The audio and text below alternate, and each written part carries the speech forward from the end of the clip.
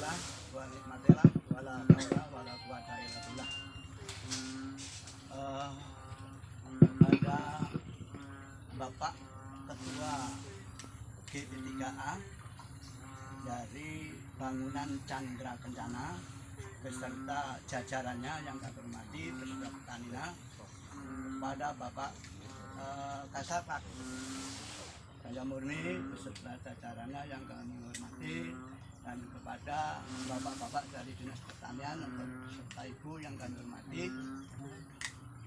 Puji syukur alhamdulillah kita panjatkan kehadirat Allah Subhanahu wa taala atas segala limpahan rahmat taufik dan inayahnya, sehingga pada pagi hari ini kita bisa dipertemukan oleh Allah di BCK 7 Bangunan Chandra Kencana dalam rangka mengadakan tasyukuran ataupun menjemput air ya Pak ya.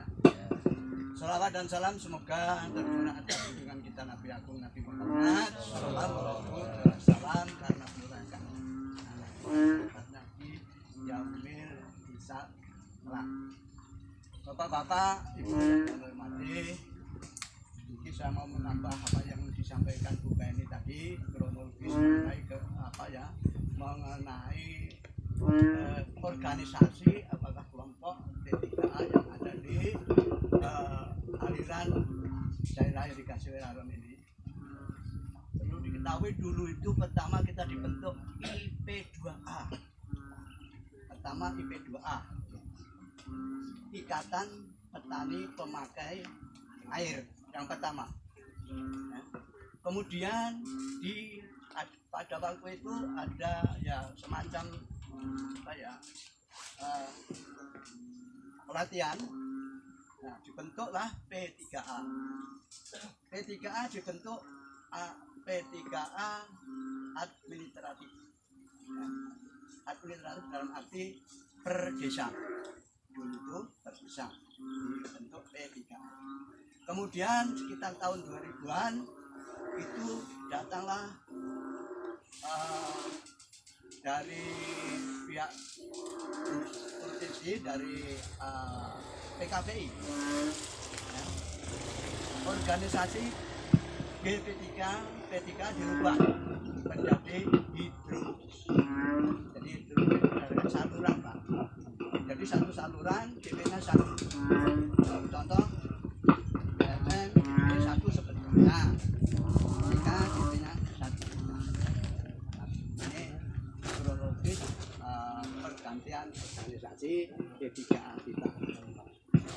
Kemudian P3A, GP3A, induk P3A ini di bawah naungan 3 kementerian, yaitu Kementerian PUPR dalam arti PU Pengairan, kemudian Kementerian Pertanian, dan Kementerian Dalam Negeri. Ini di bawah naungan 3 kementerian itu.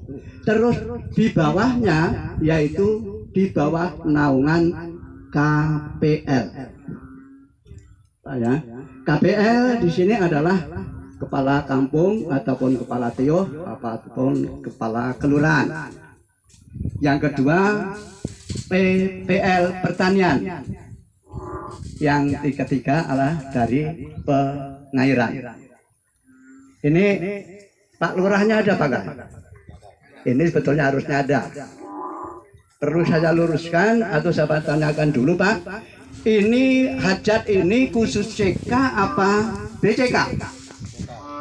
BCK ya. Tentunya kalau BCK itu dari Jaya Asri, Murni Jaya dan Chandra Kencana. Ini kalau BCK.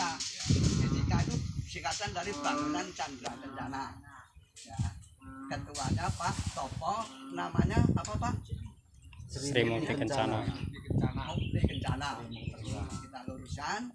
Jadi ini kalau ada umpamanya itu yang ingin ini kok Jaya Asri pengen bikin P3A sendiri, Murni Jaya kok bikin P3A sendiri, Chandra sendiri, nggak bisa. Jadi Chandra ini berdasarkan hidrologis ya. Jadi Jadi satu saluran itu GP-nya satu, dengan tinggal siapa yang disepakati menjadi ketuanya atau pengurus lainnya. Ini perlu kita luruskan mengenai kepengurusan GP3A, P3A dan P3A. Kalau itu P3A sudah barang tentu membawa GP3A sedaerah ini bareng membawa yaitu 34 GP3A dari Lampung Barat. Kemudian di sini Pak, sedikit saya mau sampaikan Pak, kronologisnya kemarin kenapa kok kita nggak dapat gaduh. Banyak orang yang bertanya dan mengeluh. Kita selama 4 tahun nggak dapat gaduh. Saya sudah berusaha Pak, sama Pak Waidi itu sudah berusaha lewat surat ditandatangan GP Lampung Utara Tulang Bawang Barat. Yang pertama surat katanya nggak nyampe, ya sudah kita pertemuan di Tata Kada di PR 16 itu saya protes pada waktu dan saya kasihan juga bersama Pak Male. Terus setelah itu kita tuli lagi, artinya kita kembali kita apa ya kita tuli bahasa Indonesia apa itu artinya tetap tidak bisa berhasil. Kemudian selang tahun lagi kita bikin lagi Pak, bikin surat lagi tetap nggak bisa. Saya tetap berusaha pada waktu itu sampai lewat ketua dewan, ya, ketua P3A Provinsi Lampung itu Pak Mingrum, ya, sampai kita lewatkan ke dewan. Juga kita lewatkan kepada ketua KTNA Kabupaten Kabupaten Lampung, Provinsi Lampung, Bapak Anan Ojak, lewat itu.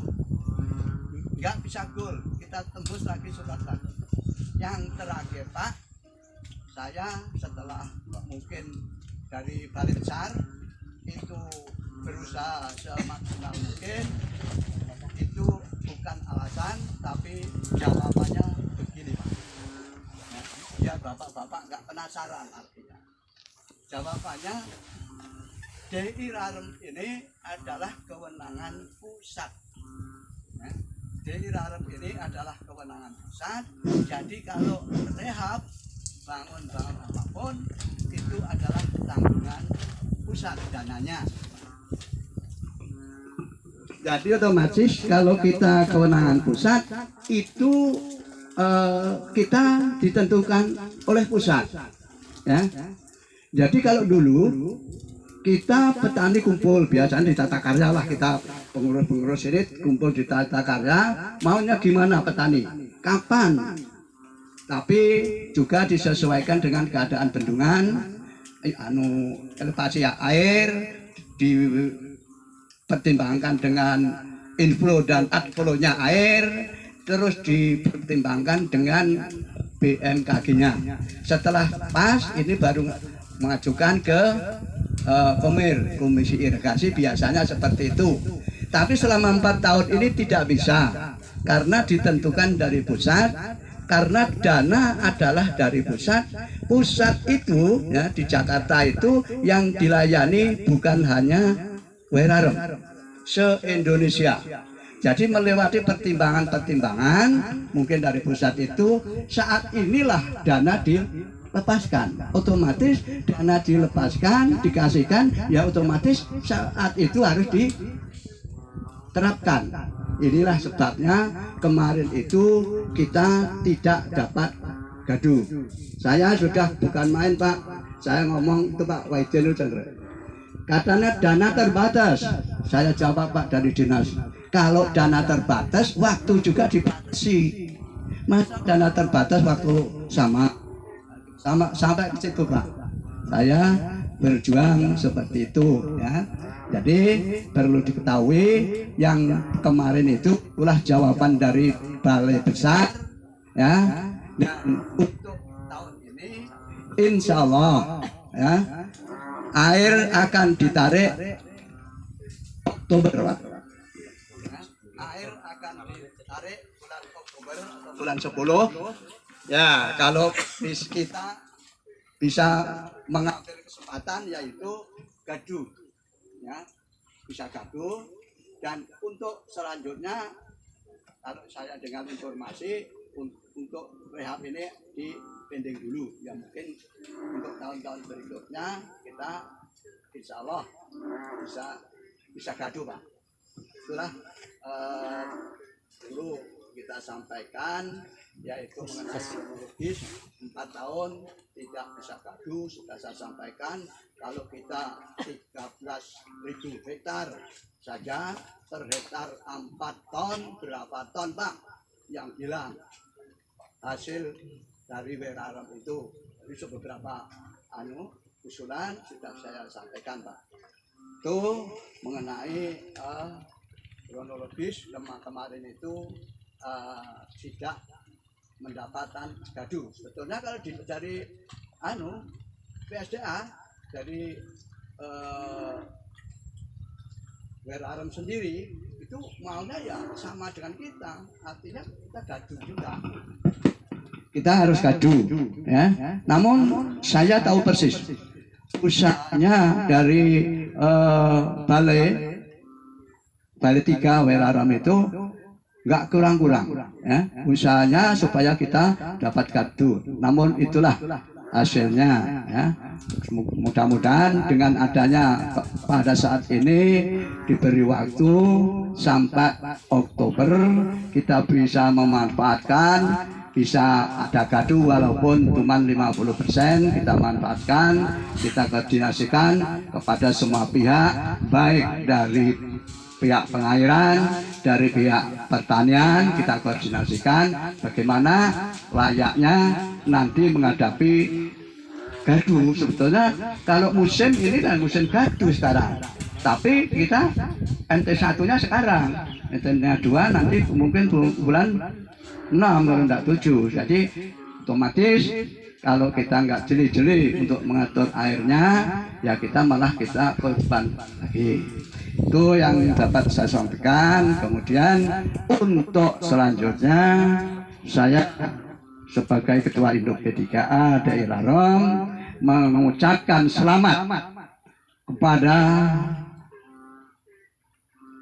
petani wilayah Chandra Kencana yang mana pada pagi hari ini mengadakan tasyakuran, mengadakan tasyakuran. Yang namanya tasyakuran mulai ucap syukur kepada Allah Subhanahu wa Ta'ala atas keberhasilan pertanian dari Chandra Kencana di tahun-tahun yang lewat.